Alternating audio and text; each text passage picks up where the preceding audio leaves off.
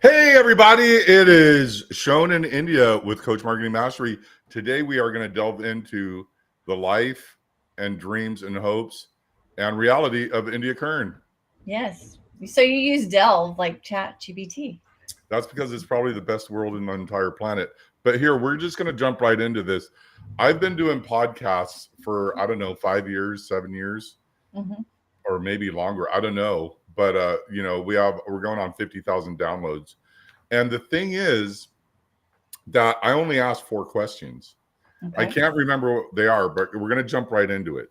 So, the first question is going to be um, everyone that is in business, in my opinion, they enjoy doing something.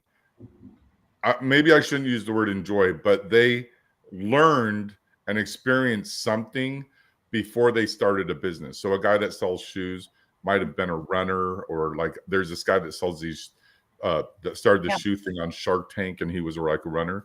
So, what were you doing when you were younger that got you into what you're doing now? And I'm not saying the divorce coaching. I'm saying No, no, no. coaching. I know. Creating. I'm an artist. So I Okay. love to create. I love taking something from nothing and creating. So that goes in everything I've done. It's whether it's writing a book or creating social content or writing a newsletter. I love words. I use words like art. I'm an artist. I'm a sculptor. I studied in Italy. I paint now. I draw, but mostly my artistic expression is comes out in writing and video content now.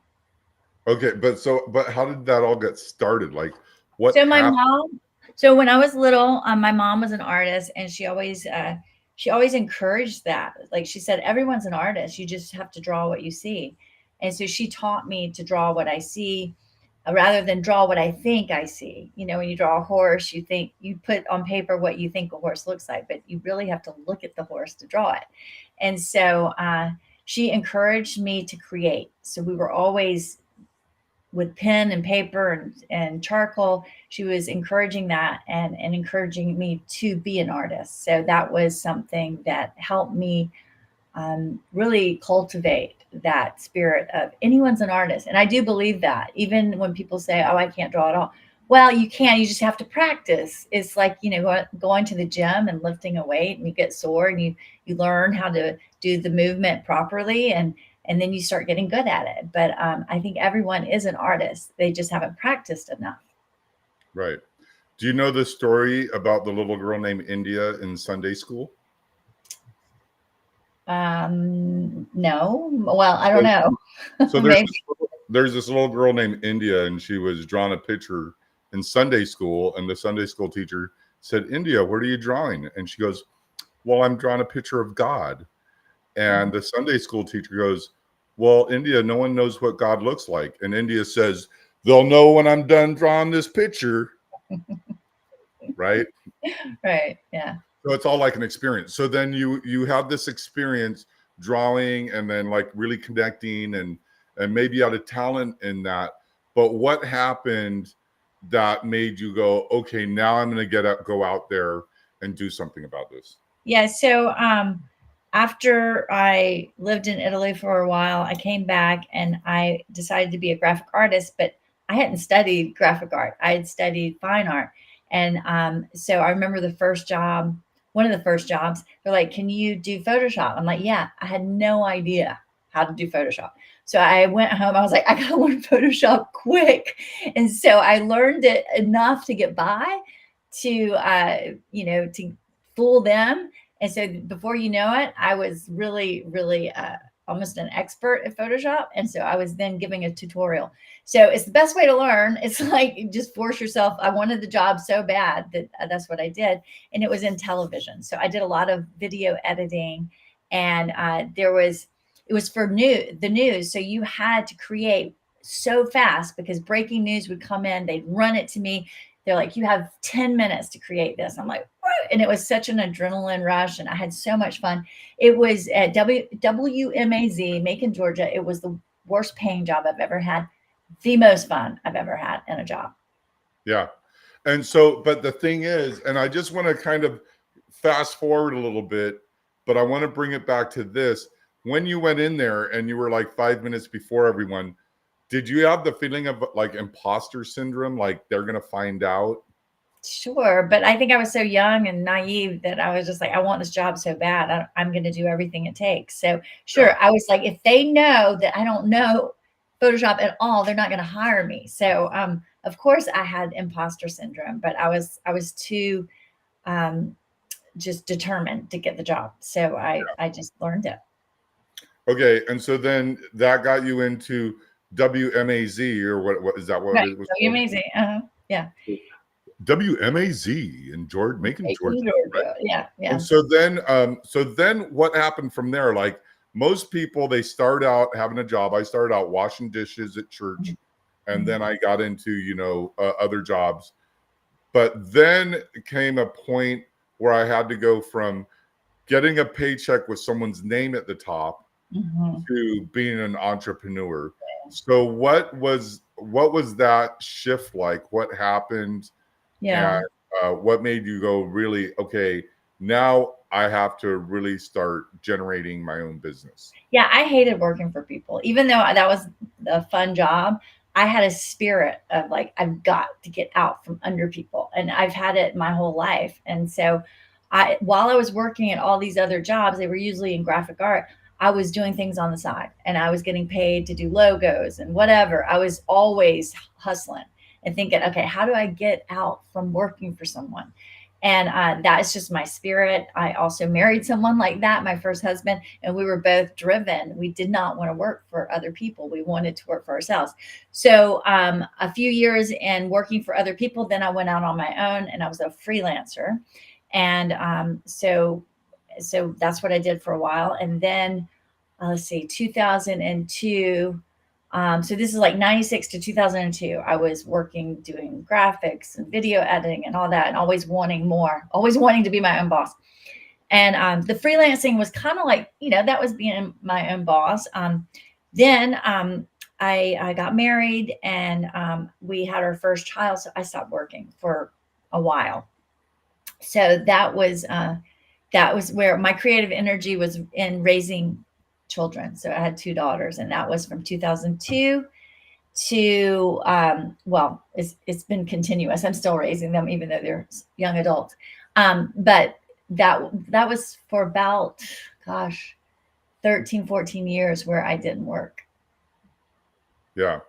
Yeah. And then you came back to the working world. Mhm. And so what a lot of people and a lot of the listeners don't know is that when you're an entrepreneur, like you gotta really hustle Mhm. to generate money. It's not, you can watch The Secret and money comes easily and freely, and all I have to do is, wear this cape, right? That's like some type of delusional thinking that Mhm. people have. And I get the context of the mindset, but that's not really how it happens. Like Right, we have a saying, if you want a cheese sandwich, you don't go in the closet and pray for a cheese sandwich. You just right. go in the kitchen and make one, right? Or positive think your way into a cheese sandwich. Yeah, which I'm going to do right after this podcast. So then what happened? How did you start getting out there Yeah. and really getting like, okay, just so the listeners know, if you Google divorce coaching San Diego, just go and do it and see what happens. But India is going to come to the top above the lawyers that are paying $6,000 a month. All right. And hers is all organic. So Yeah. So, what so happened next? okay, so then I went through a divorce, and then I was like, oh my gosh, what am I going to do? I was pretty scared because we created a nice lifestyle, and I was nervous about how I was going to maintain it. And so I started many different things. I was a yoga instructor. I wrote a book. I did all these other things. Nothing worked out. And then, well, back up, when I was going through divorce, what I did notice is that therapy was great for understanding why I married the person I did. However, it did not help me through the process of divorce. So I was fumbling. I made a lot of emotional mistakes. I spent way too much money. I didn't know what I didn't know. So as I'm in this life transition, I was like, there's no resources for people going through divorce. Yes, there's therapy, but that's different. My therapist had never been divorced, couldn't guide me, couldn't tell me referrals and tell me how to do, like, what would be the best way, or coach me through it, really. And so after I went through that process, well, during the whole process, I was writing down everything. I was writing down things that worked, things that didn't work. And my mom turned to me. She goes, "You know, you're going to write a book." And I was like, "I'm not going to write a book. There's no way." Well, those journals, and there were probably 20 of them, turned into a book, and it's called "Surviving the Unwanted Divorce." So that was part of my therapy, I guess you could say. It would help me dump all the muck and mire on the pages of a book and help others through it. So my Surviving the Unwanted Divorce is really a guidebook for people that are going through an unwanted divorce and a life transition. So I started with a book, and I self-published. And then a friend of mine said, there's this life coaching course I really think you'd be so good at. And so it was actually the pastor's wife. And I said, okay, I'll try it. So I went to that, and I loved it. And so then I started life coaching, but everyone that came to me was usually a person going through a divorce, didn't want it, didn't know how to manage it. And I'm thinking to myself, why in the world am I working in such a broad spectrum? So I thought to myself, I'm going to niche down. I'm going to be a divorce coach. But I had never heard of a divorce coach. Honestly, I thought I was the first person that thought of it. I was like, I'm a divorce coach. And so I niche in divorce coaching.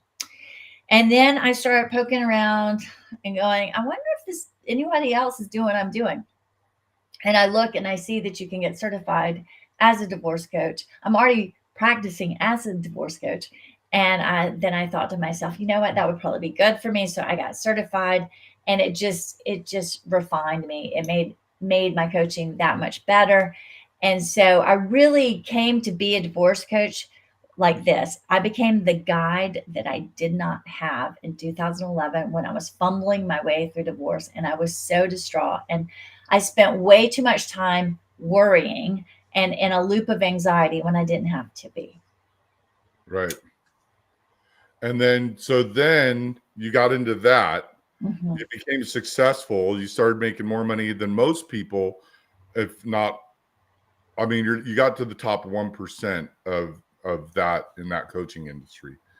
And then it turned out that you got really good at social media marketing. And a lot of times when we get really good at something, we don't know we're good at something. Like I literally just posted something in a private Facebook group saying, Right. "Hey, what do you guys think this is, and how do you think it works?" When I know what it is, and I'm probably Right. one of the best people to build it, but I just want to know what their idea is. So you didn't know how good you are, but then you realize, you know what, people need to know this. So then, how did that all occur to So, where? so yeah, so then I had to market myself, right? And so I drew from all those acquired skills that I had in my past. So video came naturally. So did editing. So I was like, oh wow, social media is really my jam, because it's everything I love to do back in late 90s, early 2000s. So it all worked out. And as a divorce coach, as any coach, marketer, entrepreneur, you have to market yourself. So I Right. had to start getting on social media and getting over any fears of being on video, and just start talking and telling people, like really connecting with them in their pain. And so I noticed that I was getting some traction. I was like, oh, this is kind of fun. So then, we came together and we started talking. I had been telling you so those of you that Let's don't back up know. before you go into that. You said something really interesting, and you said overcoming the fear of making videos. And Yeah. you just don't seem to have fear when you're making videos. So what was that like, and what was the fear? Did you stutter out or mutter? Did you get a feeling within yourself like, ugh, like some people get a little ill before the camera comes on, like Cindy Yeah, I Brady? didn't get ill, but what I do, like, the first videos were terrible. I look back and I'm kind of like, oh, shaking my head. But that was the beginning. And what I say now is I have no shame. I just get out there and I do it. And the more you Yeah. do it, the better you become at it, and you don't even care. And so now I'm to the point where you just turn on a camera and I'll say anything, and it doesn't matter. It doesn't matter if you mess up, and so I did mess up. So getting So over it was actually tell doing us it. about one of the videos you made that was just a disaster in your head. That may not have been a disaster to other people, but for you, Yeah. this is dumb. Sorry, my dog's scratching. So it's funny, the videos that I spent the least amount of time on, I thought about them for like 10 seconds, usually do the best. And that's still true to this day. The least amount of time investment I do in a video usually does a lot better when it's like just right. I think of it, I shoot it, I'm done. It usually does the best. And you'll see it's like memes about that. It's like you labor over something and it gets like 20 views, and then you do a quick stupid video about your dog and it goes viral. So it's don't be scared to get in front of the camera and stutter, utter, yeah, and do all, make all the Oh mistakes. man, you're like a convict. That comes from prison. But anyhow, go ahead. Anyway, so I got over it by just doing it, just Yeah. in front of the camera and doing it. It's funny. This isn't about me, this podcast, but I made a video when Larry Ellison was the third richest man in the world. People don't even know who that is now. He started a company called Oracle. And in that, I started talking like some guy from England. Mm-hmm. And it was just, I watched that now and I'm like, oh my God. And I wasn't doing it on purpose. It just kind of happened. Right. And then yeah. So there's some cringe out there with me. Oh, completely. I do too. I look at those old videos. I'm like, what was I doing? Why was I doing cooking when I'm like, Yeah. what was I doing? Like, And I also had to go back. I got coached by this guy named Jay Abraham. He lives, from my neighborhood, Palos Verdes, which is my dad's. I don't claim that. I claim Hermosa Beach but anyhow, my dad lived up in, on the hill. And and I said, I got all these videos out there of me being a ding dong. Right. And so he told me about this process to remove them. So did you ever have to like remove stuff from social media in order to like really present who you are? I had to. I didn't. I just kind of look at it as an evolution. I didn't remove anything. I didn't think it was that bad. I mean, Mine weren't really bad, but they could have been considered offensive to today's sensitive society, right? Right. Yeah. So so I had to do some of that. Okay, great. So then the thing is, so what is going on now? Now you have like multiple businesses and you're doing various things and you're bringing in leads from like multiple angles. Mm-hmm. So what exactly is going on now? So I'm still a divorce coach, but now I've expanded with you, and now we're doing marketing. We're marketing experts, and we do different things. But so Shone used to coach me, and I always would say to you, I'd be like, I want to coach coaches. And do you remember what you used to say to me? You're like, no, you don't. I'm like, yeah, I do. And you're like, no, you don't. And I'm like, but I think I do. And so this was probably a year or two ago. Do you know why I said that? I don't know. Maybe I wasn't ready. I don't know. Nope. Why? Because I tell people go, Shone, I want to do what you do. And I go, no, you don't. They go, yeah, I do. And I go, no, you don't. And then they go, well, why do you say that? And I go, because if you wanted to do what I do, you'd be doing what I do.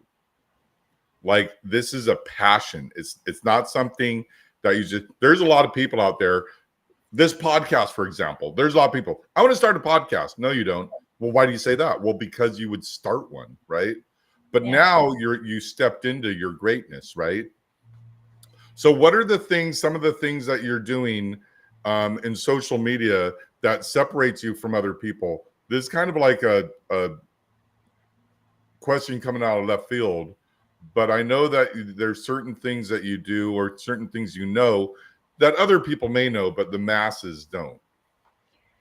Gosh, I'm constantly, I think in reels. I know that sounds crazy, but because I see video and edit so much, when I'm doing anything, everyday task, I'm like, oh, that would make such a good video. So what you say, you think in what? Reels or videos. Reels are just Instagram you think videos. in reels? Mhm. For reals? Yeah. So I I just wanted to say that. I just think like, oh, this is great for video. So I write it down. I have lists and lists all over my office of the creativity. I never run out of creativity. That's one thing that I do not run out of, because I'm just constantly writing down ideas. So everyday activities can be inspiration for me. So And what do you? So when you say, so where does this inspiration? So for me, and this is weird, but other people do it. It's called a download. It's where you get where your thoughts all come together, and you're like, oh, I'll give you an example. I was trying to think of someone's grandchild's name, and I'm like, I can't remember their grand. So I was taking a shower, and I'm like, oh, that's what it is, right? Mhm. So I always get these ideas or thoughts, or it returns to me. So where do you usually get your downloads, or where you're like, oh, I that's do. how I do it? Yeah. So every morning I'm pretty structured in my mornings, and I get up early. I read, like this morning, I read the Bible. I do a devotion, and I get so much inspiration from scripture. And people don't know that because they don't hear me talk like the King James Version Bible. But so much of what I get is actually from scripture. And you would never know, but because I word it in everyday language. Right, but do those, like when I'm thinking about something really complicated, and I'm like, I'm trying to do this really complicated thing and I can't figure it out. And then when I'm taking a shower, and this is just me, I'm like, oh, that's so where do you get that, like, oh, this is the reels that I should do? Yeah, That's I that walk, question. and when I walk, I think, and I brainstorm, and I'll have to, take out my phone and record my ideas and my notes. I do that a lot. So I walk and think, Right. and that's when a lot of my inspiration comes up, or the download. Do you think your little puppy has anything to do with that, or? Sure, he always is great for inspiration, and he always does well when I shoot videos of him. Him and my husband. I mean, if I could have my husband on video all the time, I think my I would be doing even better. He Yeah. always brings in engagement. Yeah. Yeah. So then now you're doing, so tell us a little bit about what you're doing now. You have these, a few things that you're doing, and just tell us about them, and what that's Yeah, all so about. so now we have Coach Marketing Mastery, and so we have master classes. Well, we have a free master class every Friday at 10 a.m. Pacific time, but we also have paid clients that come to classes Tuesday, Wednesday, and Thursday. Technically, you could come to a class every day except Monday, and we are going over everything marketing. And Sharon and I do different things. I'm more on the social media content and the messaging, and I'm really into AI. I've dove in like head first and explored that. So I use it so much in my everyday, and then he does automation. So we are different, but together we make a great team, because I don't want to do what he does, and I don't think he wants to do what I do, even though he can. So yeah, right now, Coach Marketing Mastery is a big part of my life, as well as divorce coaching. But I love coaching, and that's the thing; it's all coaching. And so it isn't that different for me to also have one foot, in divorce coaching space, and then one foot in coaching coaches like divorce coaches, and Right. or any coach really, or entrepreneur. So So here's the question that I ask everybody. This is kind of like how I've done my podcast over the years. Where did yeah. you start? What, and it's like, what it was like, what happened, what it's like now. It's like, where did Mhm, you start? What happened? It's like just any Bible story, right? Like, this mhm. guy was here, and then he's like sleeping with the pigs, and now he's wearing the ring, right? I don't Right, know. right. I don't know if you know the story of the ring and the prodigal son, but the family ring had the family emblem on it, and when you sealed a letter, there'd be wax, and you'd press your ring onto the letter, and it'd put your, so that's why he got the ring. But anyhow, so what is the one thing that you would change about your business right now, or what's the one thing you've always wanted to do in business that you haven't done yet? Well, I'm doing what I want to do. I just want to expand it. So everything we're doing Well, then is let me back that up. What is the one thing you would change in your business to make it grow? I would I would speak more. I would get out there more. We would get out there more. I want to expand it. I love what we're doing. I think it's so valuable, and people get a lot of information, even on the free masterclass calls. So they keep coming back. And if I want to fill rooms, that's what I want to do. Right, right.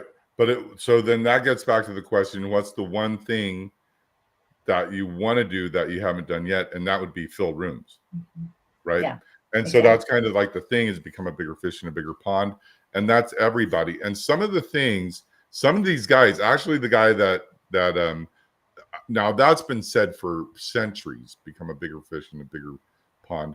But the one guy that really kind of said it over and over to me, he was a big fish. He was one of the initial big fish in the internet as internet marketers. And then he went away. Then all these other people came out, and then he came back, and then he's like, wow, these people surpassed me. So you got to consistently be in there. Which brought me to another thought. I can't remember what it was, but it had to do with just these people, these little whippersnappers coming up fast, So when it comes to competition, are you concerned about that, or do you just think there's an abundance of people out there that need your help? I think abundantly. There's so much work out there, Yeah. and I don't think that I don't. I don't even think about competition really. There's Okay. so much work out there in anything that we do. So we're going to wrap this up. And my final question is this: what's your next step? My next step, I want to get on a stage. I do. I want to, like I said, I want to fill a room, but I want to make it big. And I think also it would be incredible if we could go one step above and do masterminds and actually have an in-person mastermind wherever it would be, San Diego, wherever, and fill that room, not big, like, Yeah, 10 20 people. or less, 10 people, something like that. And that would be a dream. Yeah. The thing is just I'm going to tell you some secrets after this podcast, but we're going to wrap this up. So here's the thing is that you started out just being a creative, and your mom saying create, and you did. So my final question, just to wrap this up, is when you were a little girl, what would you do if you could go back and tell her, hey, what would you tell her to where she could do things differently? Wow. Like, it gets me emotional. Yeah.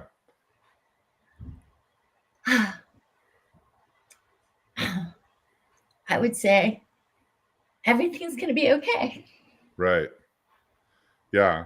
Because we all have these traumas growing up and making it through them, Yeah. but then it just makes us stronger and stronger and stronger. Right. Yeah. And so there's some of the things that I teach these classes at my house on Saturdays, which have to do with like taking care of that child when we were young. And one of the things I have people do is we have a picture of us when we were a little boy or a little girl, Yeah. and we put it in our living room, and no one knows we're doing this, and we say, Yeah. I'm gonna take care of you today. Yeah. Yeah. Yeah. So I mean, I just wasted so much time worried. yeah. And I would say everything is going to be okay.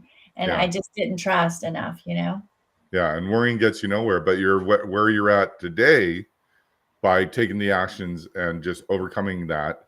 And that's what I like the most about you. And one of the things you said is you overcame the fear of making videos, right? And I Yeah. didn't even think you had fear of making videos. Oh, yeah. And so you've overcame a lot of fears just to get to this point. Yeah. Okay, well, we're at the bottom of the hour, so we're going to wrap this up. And so how do people find you? indiakern.com.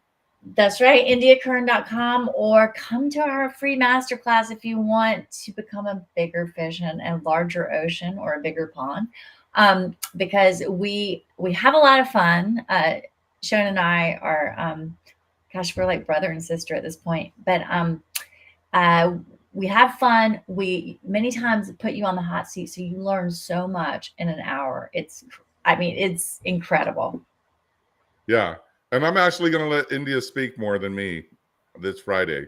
So show up and hear at least 7% of India rather than 3% of India. Yeah, and we didn't say the website, but it's coachmarketingmasterclass.com. coachmarketingmasterclass.com. Go to coachmarketingmasterclass.com every Friday at 10 a.m. Pacific, and we'll be there and we'll give you the hot seat. So go ahead and check it out, and we'll see you guys soon. Thanks, India.